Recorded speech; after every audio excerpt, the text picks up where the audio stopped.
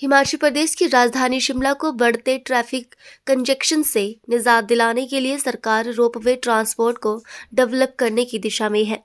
Project को develop करने की जिम्मेदारी रोपवे और rapid transport system development corporation के कंधों पर है।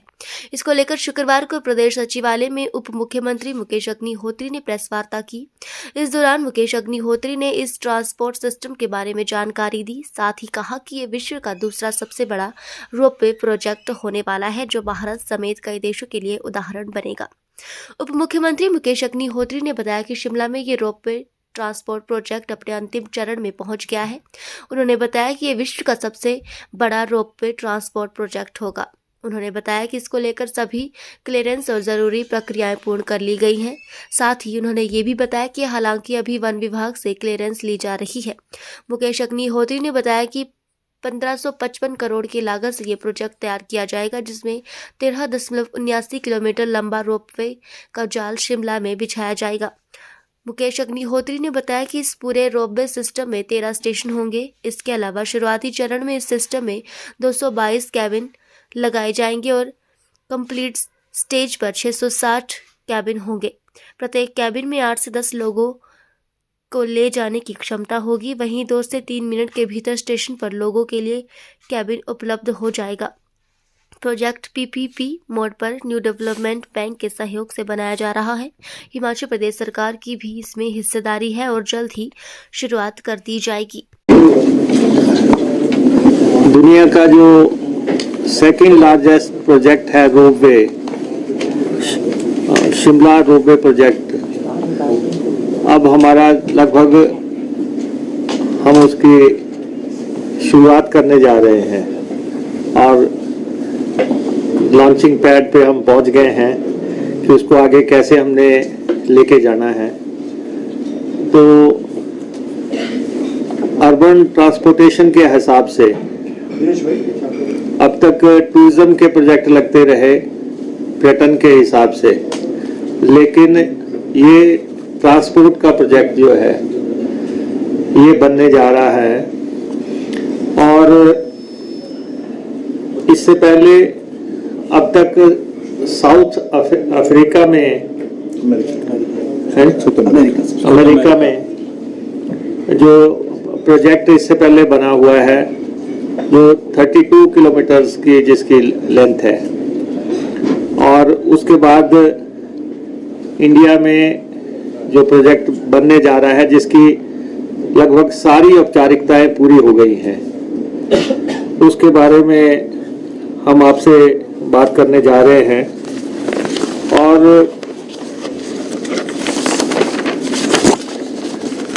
रोपवेज के ऊपर हमारी गवर्नमेंट का पूरा थ्रस्ट है कि आने वाले समय में हिमाचल प्रदेश में रोपवेज की श्रृंखला को कैसे बढ़ाया जाए।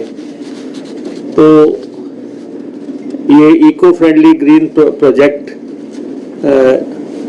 शुरू होने जा रहा है, जिसकी की लंबाई 13.55 किलोमीटर है और इसमें 3 लाइंस होंगी और 13 स्टेशंस होंगे। 13 स्टेशंस होंगे और 3 लाइंस होंगी। और 3 लाइंस को जो इन्होंने मार्क किया हुआ है, एक रेड लाइन है, एक ग्रीन लाइन है, एक ब्लू लाइन है। और इस प्रोजेक्ट पे 1555 करोड़ रुपया खर्चा आएगा। और एनडीबी के साथ हमारा टाई अप हो रहा है, ब्रिक्स बैंक के साथ, जिसका हेडक्वार्टर चाइना में है। और इसमें 20% इक्विटी होगी हिमाचल प्रदेश सरकार की और 8% लोन होगा और 72% ग्रांट होगी। इस पैटर्न पे ये प्रोजेक्ट बनेगा और इसकी डीपीआर बन के तैयार हो गई है, कंसल्टेंट हायर हो चुके हैं। इस प्रोजेक्ट को ई क्लियरेंस की ज़रूरत नहीं है, और फॉरेस्ट क्लियरेंस की ज़रूरत है, और जो हमें आने वाले 2-3 महीने में हम जो हासिल कर लेंगे। और इसको जो है, जो आप देख रहे हैं कि शिमला में जिस ढंग से ना तो एयर ट्रैफिक का कोई हिसाब है, ना कोई रेलवे का हिसाब है, और कंजेशन बढ़ती जा रही है लगातार। और ख़ास तौर पे आप चंडीगढ़ से तारा देवी पहुंच जाते हैं, लेकिन तारा देवी से शिमला जो अंदर चलना है वो उसमें उतना ही समय लग रहा है जितना आप लॉन्ग रूट से जाके आते हैं। तो इसके चलते इस प्रोजेक्ट को फ्रेम किया गया है, और ये 40 साल की आने वाली ट्रैफिक को मद्देनजर रखते हुए प्रोजेक्ट बनाया जा रहा है। और इसमें जो शुरुआत में केबिन बनने हैं वो 220 केबिन्स बनेंगे, और जब फाइनली पूरा प्रोजेक्ट बन के तैयार हो जाएगा तो 660 केबिन इसमें लगेंगे, और हर केबिन की कैरिंग कैपेसिटी जो है 8 से 10 पैसेंजर के बीच में रहेगी, और 2 से 3 मिनट की सर्विस होगी यहाँ पे। और खास तौर पे जो संसार की बड़ी कंपनियां हैं, वो कंपनियां जो है अब टेंडर करने जा रहे हैं हम, खास तौर पे जैसे डोपलमेयर है और लाइटनर है, ऐसी कंपनियां जो है इस रोपवे को बनाने के लिए आ सकती हैं आने वाले समय में। और तारा देवी से हम शुरू करेंगे, फिर जुडिशियल कॉम्प्लेक्स चक्कर जाएंगे, और फिर टूटीकंडी पार्किंग पे आएंगे, फिर न्यू ISBT पे आएंगे, फिर रेलवे स्टेशन पे आएंगे, फिर ओल्ड ISBT पे, और फिर लिफ्ट पे, फिर सेक्रेटेरिएट पे, Navbahar, Sanjauli, IGMC, ice skating ring और 103 नियर होटल सेसल। तो ये 13 स्टेशन इसके बनेंगे, और जो भी यहाँ की कंजेशन को कम करने के लिए ये एक बड़ा महत्वपूर्ण प्रोजेक्ट है, जिसके के लिए जो भी राशि की जरूरत थी, जो भी रोपवे कॉरपोरेशन ने मांगा था, वो इस साल वो राशि हमने उपलब्ध करवा दी है। चाहे वो कंसल्टेंट्स के लिए मांगी थी, चाहे वो फॉरेस्ट क्लियरेंस के DPR के लिए मांगी थी, चाहे किसी और क्लियरेंस के लिए मांगी थी, वो पैसा, क्योंकि हम इस प्रोजेक्ट को टॉप मोस्ट प्रायोरिटी दे रहे हैं, इसलिए वो पैसा इनको उपलब्ध करवा दिया गया है। और अब आगे बढ़ने की बात है कि हम किस ढंग से इसको आगे लेके जाएंगे, और इसमें हम चार्जेस भी बस का ही चार्जेस होगा सर, टिकट का चार्ज।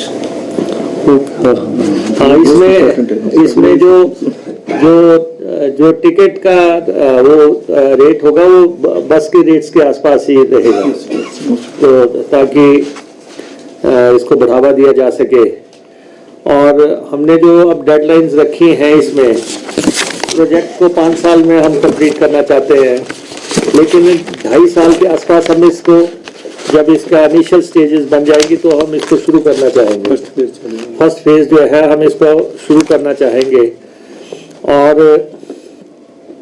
इसकी FCA की क्लियरेंस के लिए जो लोड करने के लिए हमने 15 दिसंबर 2023 का समय रखा है, और TCP की अप्रूवल्स के लिए भी 15 दिसंबर 2023 का समय रखा है, और इसकी बिड्स जो है 31 मार्च 2024 को जो है हम करने के लिए प्रयासरत हैं।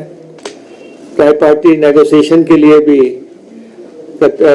जो है 31 मार्च 2024 का समय रखा है।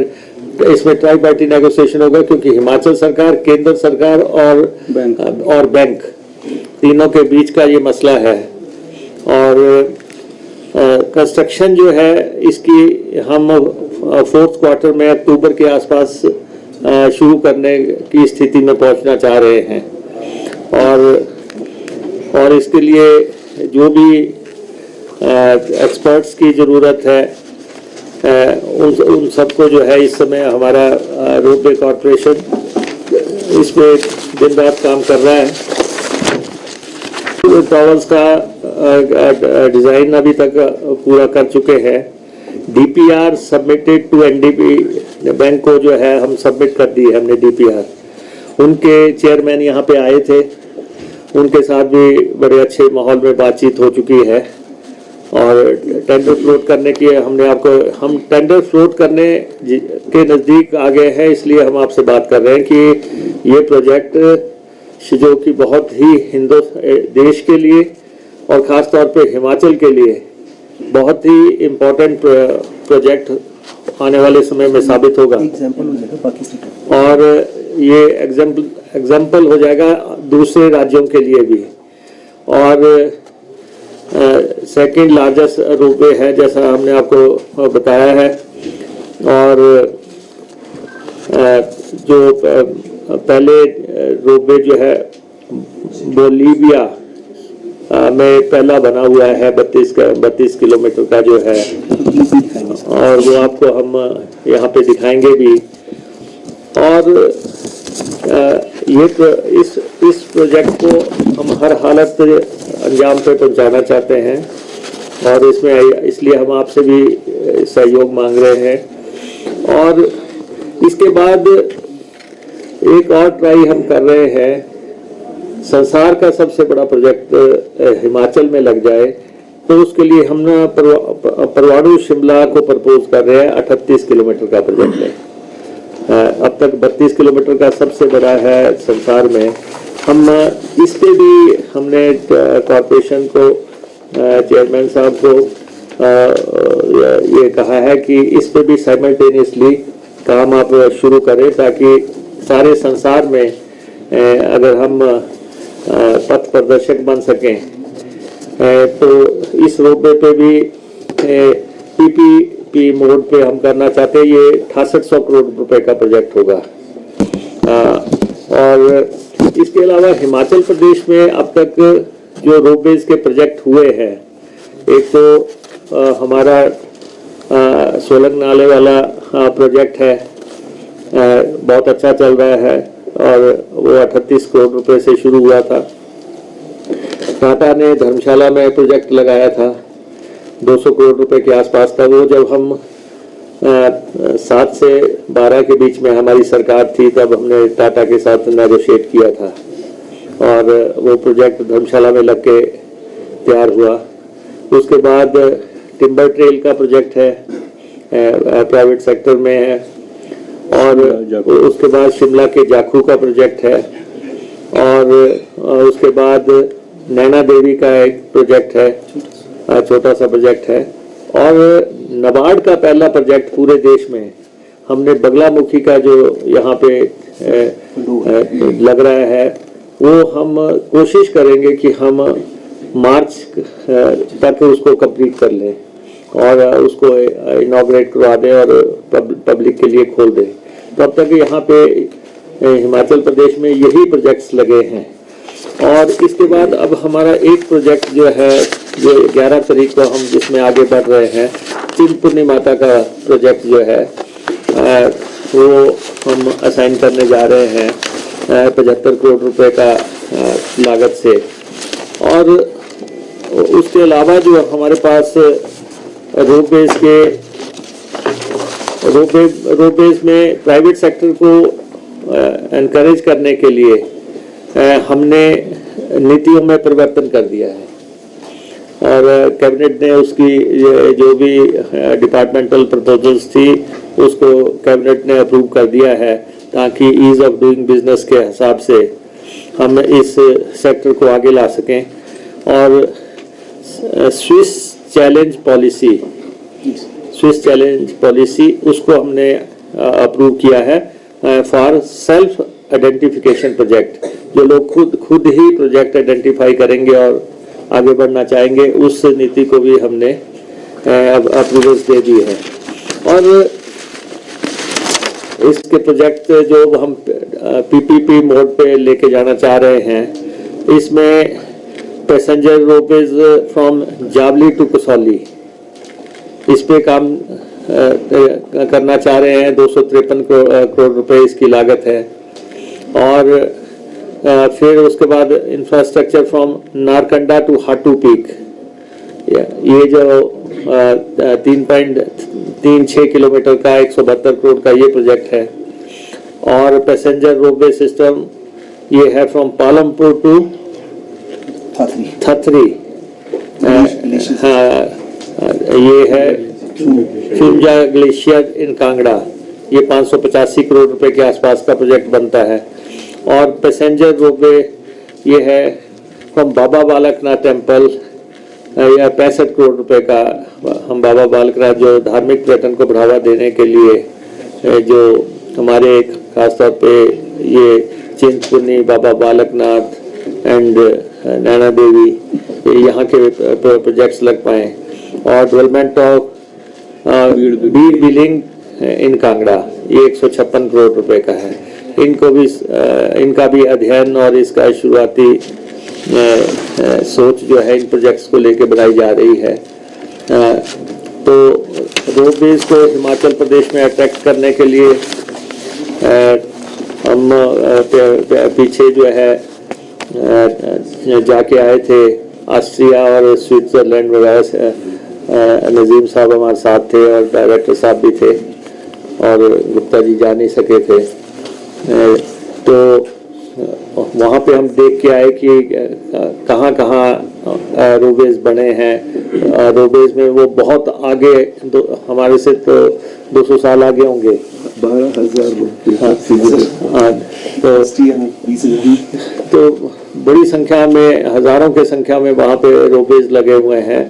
और उनका जो भौगोलिक परिस्थितियाँ हैं वो हमसे मिलती जुलती हैं। तो हमारे यहाँ बहुत गुंजाइश है। और उस नज़रिए से अब हम कह सकते हैं कि हम शिमला का जो ट्रांसपोर्ट रोपवे प्रोजेक्ट है उसको हम अंजाम पे पहुंचा पाएंगे, क्योंकि अब कोई अड़चन जो है इसमें किसी तरह की नहीं है। अब हमें डे नाइट काम करके शिमला जो हमारी स्टेट की कैपिटल है इसमें अल्टरनेट, क्योंकि अब सड़कों का देख रहे हैं कि क्या हालत है, चौड़ा करने की गुंजाइश नहीं हो रही है। और अगर कोई कहीं कटिंग करते हैं तो एनवायरनमेंट के हिसाब से दिक्कतें आ रही हैं। तो यही एक रास्ता है शिमला को ट्रांसपोर्ट देने का। उसके लिए हम बड़े पैमाने पे फैसले लेके आगे जा रहे हैं।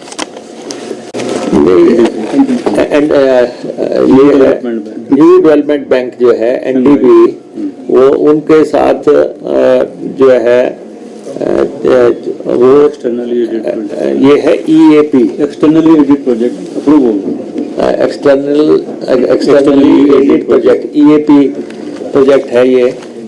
और जैसे मैंने आपको बताया कि 72% इसकी ग्रांट होगी, 8% हमारा हिस्सा होगा, 20% हमारी इक्विटी होगी, हिस्सा होगा, और 8% लोन हिमाचल प्रदेश सरकार को भी करना पड़ेगा। और इसके लिए तमाम औपचारिकताएं जो हैं अब जब पूरी हो गई हैं, तब हम आपको एक प्रेजेंटेशन भी दिखाना चाह रहे हैं। और आपकी कोई जो सवाल है इससे दिन रात बचा हुआ 15 नीचे जाने के बाद। हाँ, तो क्योंकि आपको मालूम है कि एक प्रोजेक्ट हमारा जो बगलामुखी का बन रहा था, अभी जो जल त्रासदी आई थी उसमें सबसे ज़्यादा थ्रेट उसके लिए खड़ी हो गई थी, और पंडोह के पास। तो उसको जो है पूरी मेहनत मशक्क़त करके उस प्रोजेक्ट को बचाया गया और अब उसको हम जो है मार्च तक शुरू करने जा रहे हैं। सर, आपने ट्रैफिक कंजेशन की बात की है, तो जो स्टेशन है क्या प्रावधान है, और दूसरा जो जाखू रोडवे है इसमें आम आदमी का जाना तो बड़ा मुश्किल है, 500 रुपये सेट के जैसे तभी हमने आपको ऐसा ना कि इसका तो कम किराया। हाँ, ये प्रोजेक्ट जो है इसमें क्योंकि स्टेट गवर्नमेंट इन्वॉल्व है सीधे, तो इसलिए इस प्रोजेक्ट के आने के बाद किराए का कोई मसला नहीं रह जाएगा और सारी ट्रैफिक जो है रेगुलेट हो जाएगी। जहाँ नीचे लोगों को मुश्किलें आ रही हैं उसके लिए जो स्टेशन हमने 13 निर्धारित किए हैं और जो जब अल्टीमेटली जब 660 ट्रॉलीज लग जाएंगी और उसके बाद मुझे लगता है कि ये बेहतरीन प्रोजेक्ट होगा देश का।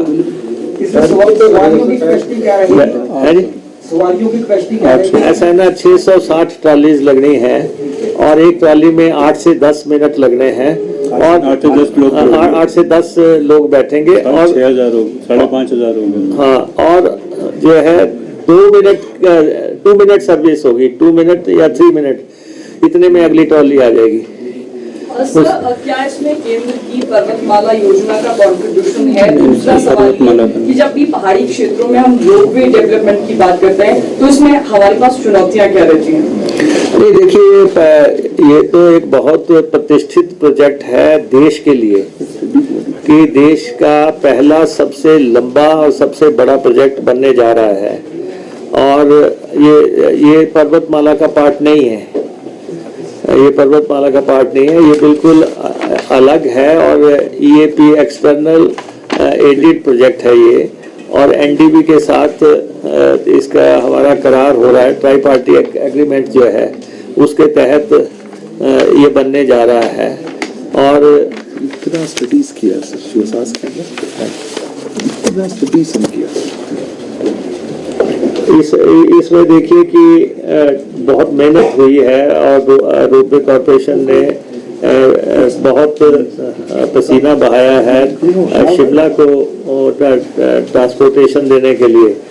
Planning of ropeway system for Shimla city topographical survey किया, जियो टेक्निकल इन्वेस्टिगेशन हुआ, ट्रैफिक सर्वे हुआ, ropeway trip estimation, art alignment lines, feasibility, roadway mobility technology selection, environment and social impact assessment, cost estimation and financial feasibility, project implementation model, institutional framework, risk and mitigation measures, procurement plan। तो बहुत चीज़ें department ने corporation ने की है और उसके बाद जो है हम इस स्थिति में पहुंचे हैं। तो मैं रोपवे कॉर्पोरेशन ने जो इसमें काम किया है और उसको भी मैं अप्रिशिएट करना चाहता हूं कि देश का सबसे बड़ा प्रोजेक्ट बनाने के लिए इन्होंने हिम्मत दिखाई है और इसको आगे बढ़ाने। ये देखिए आपको हम दिखा रहे हैं ये आप हर अलाइनमेंट का देख सकते हैं कितना सवाल आपने किया है और हर मैडम आपका सवाल था ना, आप देखिए ये जाखू रोपवे की सेफ्टी स्टैंडर्ड को सरकार रीअसेस करेगी क्योंकि जो पास्ट में 2-3 एक्सीडेंट्स भी हुए।